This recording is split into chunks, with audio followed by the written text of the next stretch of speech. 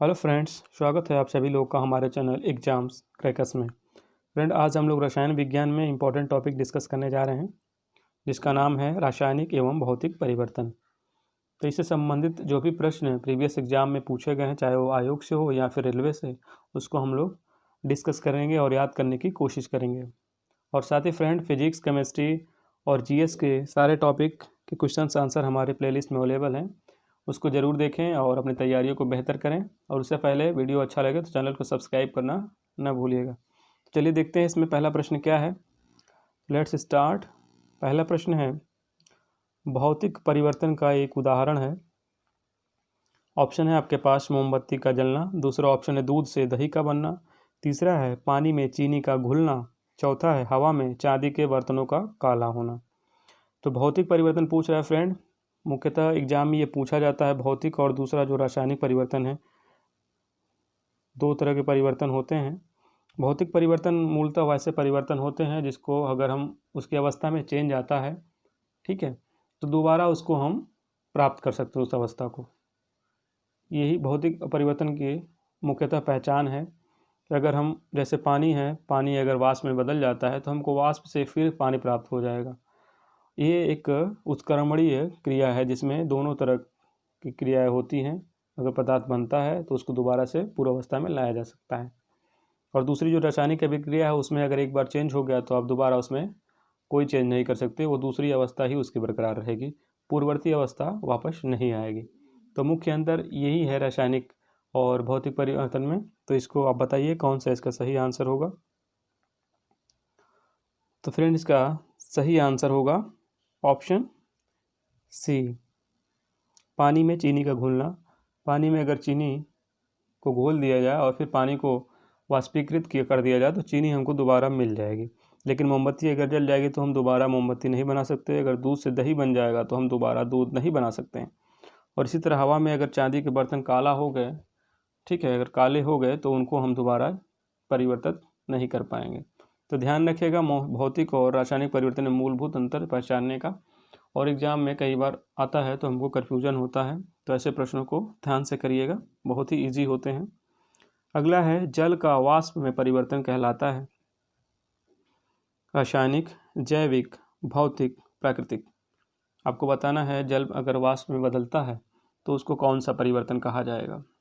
तो फ्रेंड, इसका सही आंसर होगा ऑप्शन सी, ठीक है, ये भौतिक परिवर्तन होगा क्योंकि वाष्प को दोबारा हम जल में चेंज कर सकते हैं, ठीक है, परिवर्तित कर सकते हैं। अगला है, उस रासायनिक प्रतिक्रिया को क्या कहते हैं जिसमें ताप की उत्पत्ति होती है।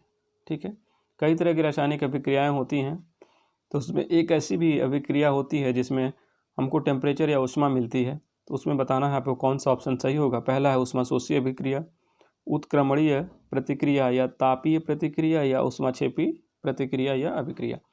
तो जल्दी से अपना आंसर कमेंट करके बताइए इसका सही आंसर क्या होगा। जिस अभिक्रिया में ताप की उत्पत्ति होती है उसे ऊष्माक्षेपी कहते हैं, ठीक है। ऊष्माक्षेपी अभिक्रिया में ताप की उत्पत्ति होती है। इसमें एक्चुअली दो जो परमाणु होते हैं मिलकर एक तीसरे परमाणु के संयोग से तीसरा एक परमाणु बनता है, ठीक है।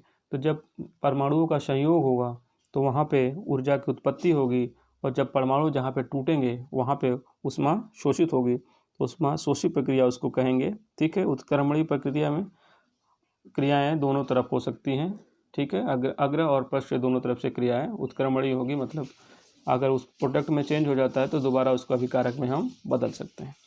अगला है, ऑक्सीकरण को किस रूप में परिभाषित किया जाता है। ठीक है, ऑक्सीकरण बहुत ही कन्फ्यूजिंग, ऑक्सीकरण और अवकरण ये टॉपिक रहता है और कई बार एग्जाम में इसको पूछा जाता है।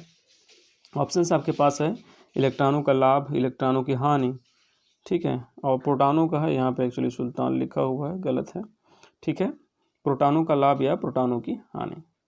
तो ऑक्सीकरण को किस रूप में इन ऑप्शंस में से आप परिभाषित करेंगे। तो इसका सही आंसर होगा फ्रेंड ऑप्शन बी, इलेक्ट्रॉनों की हानि। ऑक्सीकरण में इलेक्ट्रॉनों की हानि होती है, मतलब इलेक्ट्रॉन निकल के चला जाता है तो उस जो अभिकारक है उसमें इलेक्ट्रॉनों की हानि होगी, जो परमाणु होगा, और जो धन आयन होगा, धनात्मक जो आवेश होगा वो बढ़ जाएगा, ठीक है, ध्यान रखिएगा, दोनों तरफ से इसको पूछा जा सकता है। और साथ ही अगर इसको और दूसरे तरीके से भी देखा जाए तो ऑक्सीजन से संयोग को भी ऑक्सीकरण कहा जा सकता है। हाइड्रोजन से हाइड्रोजन का वियोग, हाइड्रोजन अलग अलग हो रहा है किसी यौगिक से, तो उसे भी ऑक्सीकरण कहा जा सकता है। ठीक है, और विद्युत ऋणात्मकता हम लोग पढ़ ही लिए कि इलेक्ट्रॉनों का अगर हानि हो रही है, ठीक है, तो इसका मतलब ये विद्युत ऋणात्मक होगा, और विद्युत धनात्मक जैसे ही तत्व बढ़ेंगे, ठीक है, तो वो अब कह सकते हैं कि ये ऑक्सीकरण की अभिक्रिया है। ठीक है, तो कई तरह से इसको परिभाषित किया जाता है, तो आप उसको ज़रूर याद रखें। जैसे ऑक्सीजन के संयोग को होता है तो ऑक्सीकरण कहते हैं, हाइड्रोजन अलग अलग होता है तब भी ऑक्सीकरण कहते हैं। ठीक है, इलेक्ट्रॉनों की हानि होती है तब भी ऑक्सीकरण कहते हैं, और धनात्मक अवयव जो है कि बढ़ते हैं तो भी ऑक्सीकरण होता है। तो इसको ध्यान रखिएगा। अगला है कि निम्नलिखित में से कौन सा अपचायक नहीं है। ठीक है, अपचायक पूछ रहा है, जस्ट ऑक्सीकरण का उल्टा होता है। ठीक है, तो इसमें आपको बताना है कौन सा एक अपचायक नहीं। आपके पास ऑप्शन है SnCl2, NaNO3, HI, और डी है NaNO2। ठीक है, सोडियम नाइट्राइट है, सोडियम नाइट्रेट है। ठीक है, इनमें से कौन है जो अपचायक नहीं है? तो फ्रेंड इसका सही आंसर क्या होगा? Option B. बी ऐसा है जो हाइड्रोजन से वियोग करेगा। ठीक है, सॉरी, हाइड्रोजन इसमें ऐड होगा। ठीक है, हाइड्रोजन ग्रहण करेगा, इसका मतलब धनात्मक तत्व इसमें से निकलेंगे, ऋणात्मकता इसकी बढ़ेगी। ठीक है, तो ध्यान रखिएगा, विद्युत जो तत्व होंगे उसको त्यागने की प्रक्रिया को ही अवकरण या अपचयन कहते हैं। ठीक है, जस्ट उल्टा होती है, तो इसमें जो तत्व होती है उसकी संयुक्ता घटती है। ठीक है, अगर मान लेते हैं इसमें जो नाइट्रोजन है पहले इसकी संयुक्ता 3 रही होगी। ठीक है, इससे पहले रिएक्शन से पहले वाले पद की बात कर रहे हैं, तो उत्पाद में ये +2 हो जाएगी। ठीक है, तो ये घटेगी, जो उसकी संयुक्ता होगी, ऑक्सीकरण संख्या होगी, वो घटेगी अपचायक में, अपचयन में। ठीक है, और जस्ट उल्टा होगा जब ऑक्सीकरण होगा, तो ऑक्सीकरण में इसका जस्ट उल्टा हो जाएगा।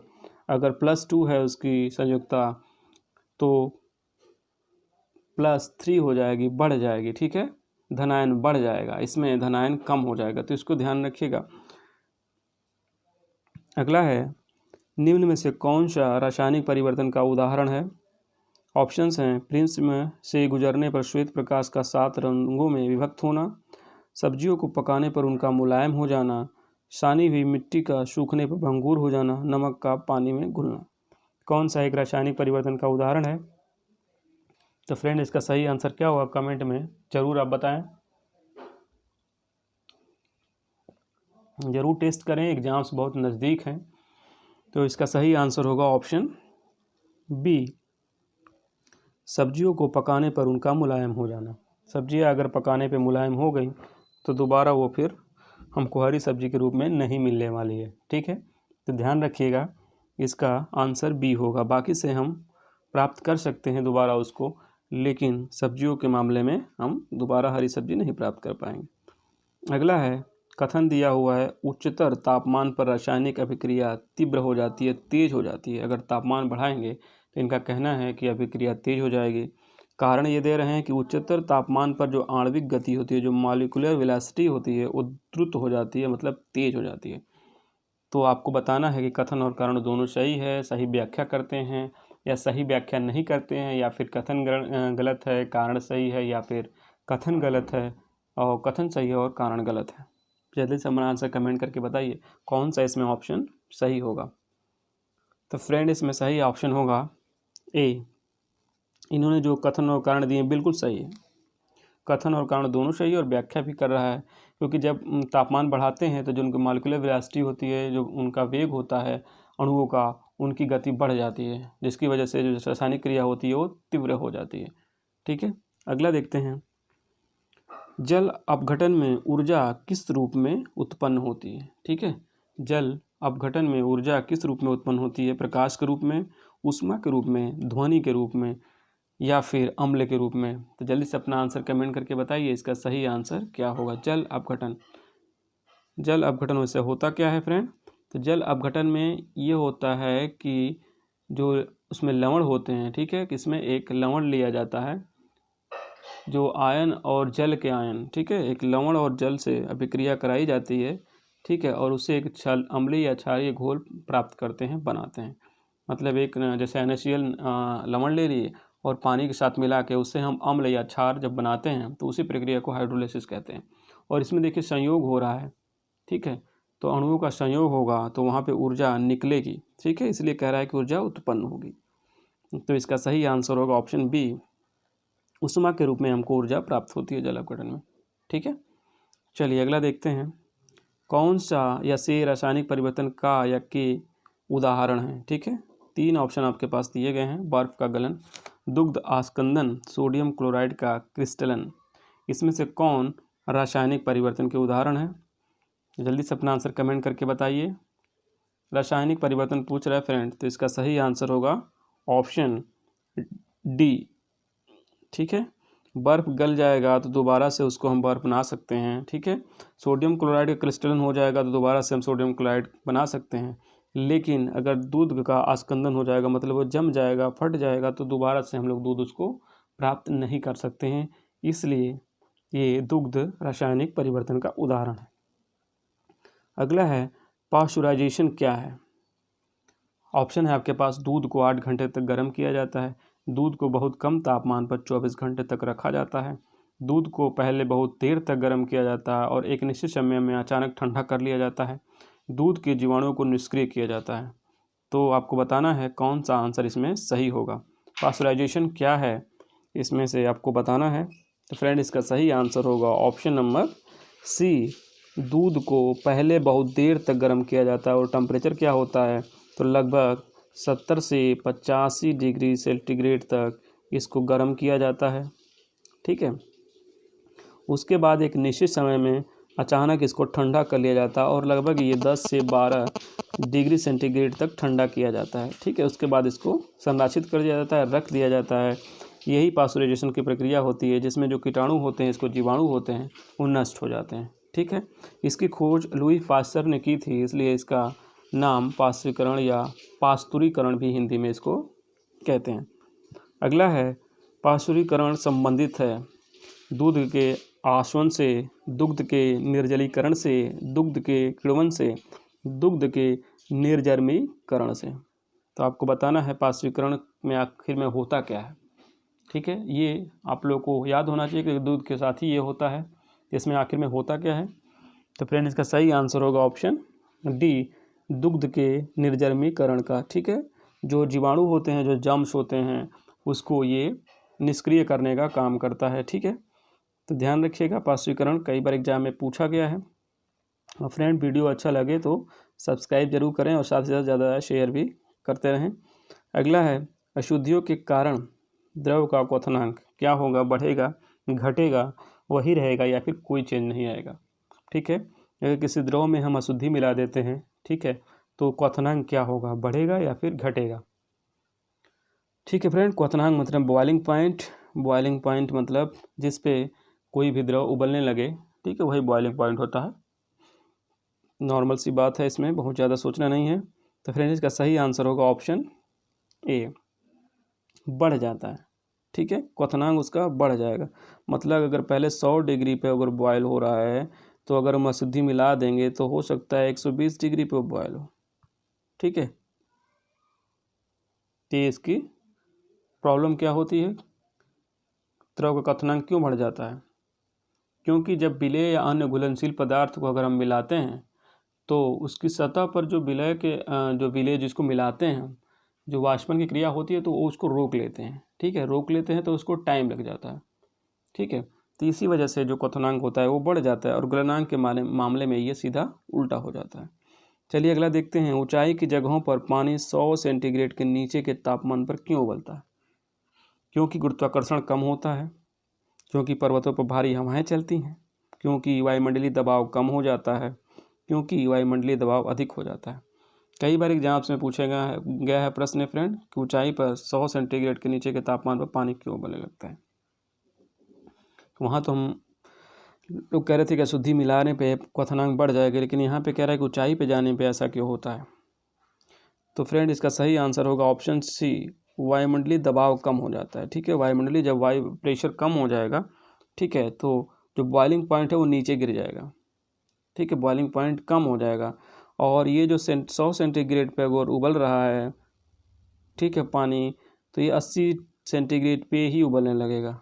ठीक है, लेकिन इससे हमको नुकसान होगा क्योंकि इसमें खाना देर से पकेगा, हमको देर लगेगी खाना पकाने में। ठीक है, खाना पकाने में देर लग जाएगी क्योंकि ये जल्दी बॉयल हो जाएगा, लेकिन हमको जो टेम्परेचर चाहिए वो नहीं मिल पाएगा। बॉयल भले जल्दी हो जाएगा लेकिन इससे हमको फ़ायदा नहीं होगा। ठीक है, तो ध्यान रखिएगा, हम पहाड़ों पे जाएंगे, ऊंचाई पे जाएंगे तो बॉइलिंग पॉइंट तो हमारा कम हो जाता है लेकिन लाभ नहीं मिलता है, पहली बात। और दूसरी बात, कम क्यों होता है, तो वायुमंडलीय प्रेशर के कारण इसका जो क्वथन तापमान होता है वो कम हो जाता है। ठीक है, अगला है, अगर हम बर्फ़ में नमक मिला देते हैं तो बर्फ़ के हिमांक को बढ़ाता है घटाता है, वही रहता है, इनमें से कोई नहीं। ठीक है, हिमांक या गलनांक एक ही होता है फ्रेंड, जिस पे वो वस्तु पिघल जाए या गल जाए, ठीक है, वही गलनांक या हिमांक होता है। तो इसका सही आंसर जल्दी से कमेंट करके बताइए, इसका सही आंसर क्या होगा। तो फ्रेंड इसका सही आंसर होगा, जो हिमांक होगा वो घट जाएगा, सीधे उल्टा हो जाएगा। मतलब अगर 0 डिग्री अगर बर्फ़ का हम मान लेते हैं, ठीक है, 0 डिग्री पर पानी अगर बर्फ़ बन जाता है, तो अगर हिमांक इसमें मिला देंगे तो सीधे 22 डिग्री पे, सॉरी हिमांक कह रहे हैं, अगर इसमें अशुद्धि मिला लेते हैं, ठीक है, मतलब नमक मिला देते हैं एक तरह से अशुद्धि, तो ये -22 डिग्री सेंटीग्रेड पे ये फिर जाके जमेगा। ठीक है, हिमांक मतलब जमेगा वहाँ पे, ठीक है, वहाँ पे जाके जम जाएगा। तो ये कम हो गया। ठीक है, 0 से -22 हो गया। तो ध्यान रखिएगा, हिमांक या गलनांक कम होता है, क्वथनांक जो है कि अशुद्धि मिलाने पे अधिक होता है। दोनों को ध्यान रखिए, कई बार एग्जाम में पूछा गया है इसको और घुमा फिरा के पूछते हैं फ्रेंड्स, इसको दोनों माइंड में सेट कर लीजिए, आपको एग्जाम्स में ज़रूर इसको देखने को मिलता है। अगला है, कोहरे में कौन सा कोलाइडी तंत्र अभिव्यक्त होता है। गैस में द्रव, द्रव में गैस, गैस में ठोस, द्रव में द्रव। ठीक है, ये टर्म समझ समझिएगा कि गैस में द्रव और द्रव में गैस एक ही है, ये दोनों अलग अलग चीज़ें हैं। तो आपको बताना है कि कोहरा कौन सा कोलाइडी तंत्र है। ठीक है, किसको क्या मिलाया जा रहा है। तो फ्रेंड इसका सही आंसर होगा गैस में द्रव। ठीक है, गैस में द्रव मिलाई जाएगी। ठीक है, मतलब जो धूल धक्कड़ होते हैं उसमें जो वाष्पन के द्वारा जो जल बनता है, जो पर्यावरण में रहता है उस समय, ठीक है, वही उसमें मिल जाता है जिससे कोहरा उत्पन्न हो जाता है। ठीक है, इस विलयन को हम लोग एरोसॉल विलयन भी कहते हैं। ठीक है, एरोसॉल कोलाइडी तंत्र भी कहते हैं, ध्यान रखिएगा। अगला है, वातानुकूलन का महत्व निम्न को बनाए रखने में है। ठीक है, वातानुकूलन किस लिए होता है, क्या करता है वो। आर्द्रता बनाए रखता है, स्वच्छ आयु बनाए रखता है, तापमान बनाए रखता है, या फिर सभी को बनाए रखता है। वातानुकूलन क्या होता है। ठीक है, तो फ्रेंड इसका सही आंसर होगा रेफ्रिजरेशन क्या होता है। तो इसका सही आंसर होगा ये सही। यह आर्द्रता को भी बनाए रखता है और वायु को भी स्वच्छ करता है और साथ में तापमान को भी मेंटेन किए रहता है। तो ध्यान रखिएगा, वातानुकूलन का ये महत्व तीनों में लागू होता है। अगला है, निम्न में किस प्रशीतक का प्रयोग आजकल नहीं होता है। ठीक है, नहीं कह रहा है, आजकल इसका यूज़ नहीं होता है क्योंकि उससे जगह अच्छे या फिर लाभदायक प्रशीतक हो आ गए हैं। तो इसका सही आंसर क्या होगा। इसमें ऑप्शन है आपके पास, अमोनिया, दूसरा है कार्बन, तीसरा सल्फर डाइऑक्साइड और चौथा फ्रीऑन 12। तो जल्दी से अपना आंसर कमेंट करके बताइए, इसका सही आंसर क्या होगा। तो फ्रेंड्स सही आंसर होगा ऑप्शन सी, सल्फर डाइऑक्साइड को आजकल प्रशीतक के रूप में प्रयोग नहीं किया जाता है।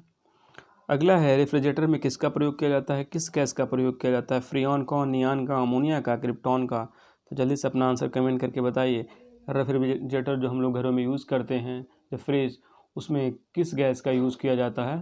तो फ्रेंड इसका सही आंसर होगा ऑप्शन ए, फ्रीऑन गैस का यूज़ किया जाता है ठंड रखने के लिए। ठीक है, अगला है, वाणिज्यिक वर्ग संयंत्र के लिए सबसे उपयुक्त प्रशीतक क्या है। ठीक है, जो कमर्शियल यूज़ के जो संयंत्र होते हैं बड़े पैमाने पे, जिनको प्रशीतक की आवश्यकता होती है, जैसे कोल्ड स्टोरेज वगैरह हैं, वहाँ पे हम कौन सी गैस यूज करते हैं, हवा को, अमोनिया को, फ्रीऑन को या ब्राइन को। जल्दी से अपना आंसर कमेंट करके बताइए इसका सही आंसर क्या होगा। तो फ्रेंड्स सही आंसर होगा इसका ऑप्शन बी, अमोनिया।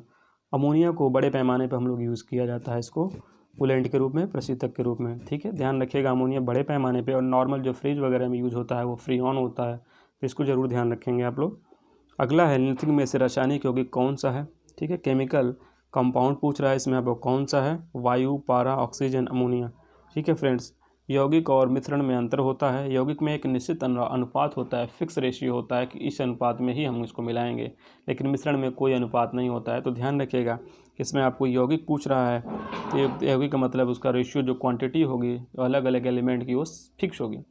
तो इसका सही आंसर हो जाएगा ऑप्शन डी। ठीक है, वायु मिश्रण है, ये ध्यान रखिएगा। पारा नॉर्मल तत्व है, ऑक्सीजन नॉर्मल तत्व है, इसमें कोई मिश्रण नहीं है। ठीक है, तो वायु मिश्रण है और अमोनिया यौगिक है, क्योंकि इसमें नाइट्रोजन और हाइड्रोजन, आप लोग को पता है इसका फॉर्मूला NH3। ठीक है, इसका अणु और इसके अणु सेम होते हैं, अमोनिया का एक अणु और हाइड्रोजन के 3 अणु इसमें रहेंगे, ये फिक्स होता है। ठीक है, तो इसलिए ये यौगिक है। अगला है, यदि रासायनिक अभिक्रिया संतुलन में हो तो इसका क्या अर्थ है। उत्पाद रचना न्यूनतम है, अभिकारक पूर्णतः उत्पादों में परिवर्तित हो गए, या फिर अगर या पश्च अभिक्रिया की दरें समान हैं, या फिर अभिकारकों तथा उत्पादों की समान मात्राएं उपस्थित है। तो जल्दी से अपना आंसर कमेंट करके बताइए, एक संतुलित इक्विलिब्रियम रिएक्शन क्या होती है। तो इसका सही आंसर होगा ऑप्शन नंबर सी, अग्र तथा पश्च अभिक्रियाओं की दरें समान होती हैं। ठीक है, जो फॉरवर्ड और रिवर्स रिएक्शन की रेट होता है वो सेम होता है, ये ध्यान रखिएगा, तभी उसको हम संतुलित अभिक्रिया कहते हैं। अगला है, किस पदार्थ में ऊर्ध्वापातन होता है। ऑप्शन है आपके पास बर्फ, दूसरा ऑप्शन है मोम, तीसरा है कैंपर, चौथा ऑप्शन है इथाइल एल्कोहल। तो जल्दी से अपना आंसर कमेंट करके बताइए, ऊर्ध्वापातन किस में होता है, किस जो पदार्थ दिया है उसमें किस में होता है। तो फ्रेंड इसका सही आंसर होगा ऑप्शन नंबर सी, कैंपर। ठीक है, कैंपर उसे कहते हैं जिसको आप लोग सोच रहे हैं अभी। ठीक है, और क्या सोच रहे हैं आप लोग, कपूर।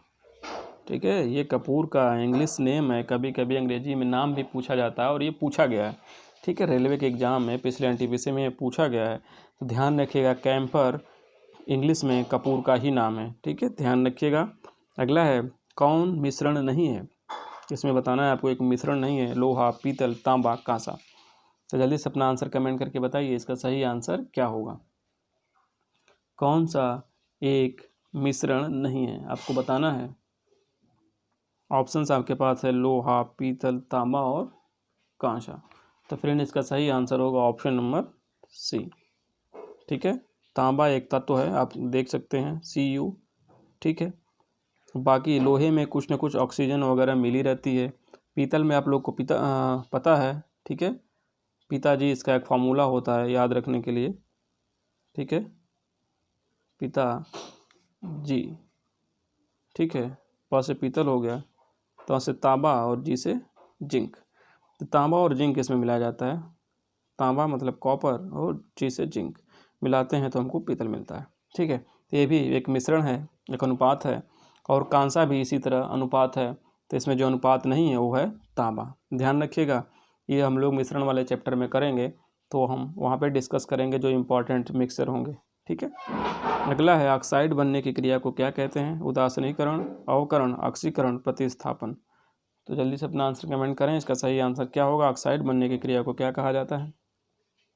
तो फ्रेंड इसका सही आंसर होगा ऑप्शन नंबर सी, ऑक्सीकरण। ठीक है, ऑक्साइड बनने की क्रिया को साधारणतः ऑक्सीकरण कहा जाता है। एरोसॉल क्या है, अभी हम डिस्कस किए थे। एरोसॉल गैस का गैस में विलयन, गैस का द्रव में विलयन, द्रव या ठोस का गैस में विलयन, या इनमें से कोई नहीं। तो जल्दी से अपना आंसर कमेंट करके बताइए इसका सही आंसर क्या होगा। तो फ्रेंड इसका सही आंसर होगा सी, द्रव या ठोस का गैस में विलयन। ठीक है, गैस में अगर द्रव या ठोस अगर मिल जाते हैं तो वहाँ पे एरोसोल कोलाइडी तंत्र वहाँ पे बन जाएगा। ठीक है, जैसे हम लोग कोहरा देखे थे, तो कोहरा भी एक एरोसोल कोलाइडी तंत्र ही है।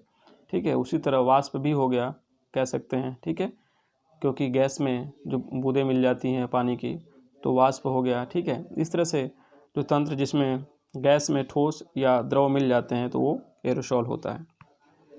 अगला है कौन सा परिवर्तन रासायनिक परिवर्तन का उदाहरण है। ऑप्शन है आपके पास जल का बर्फ में बदलना, अल्कोहल का वाष्पीकरण, खाना पकाना, लोहे पे जंग लगना।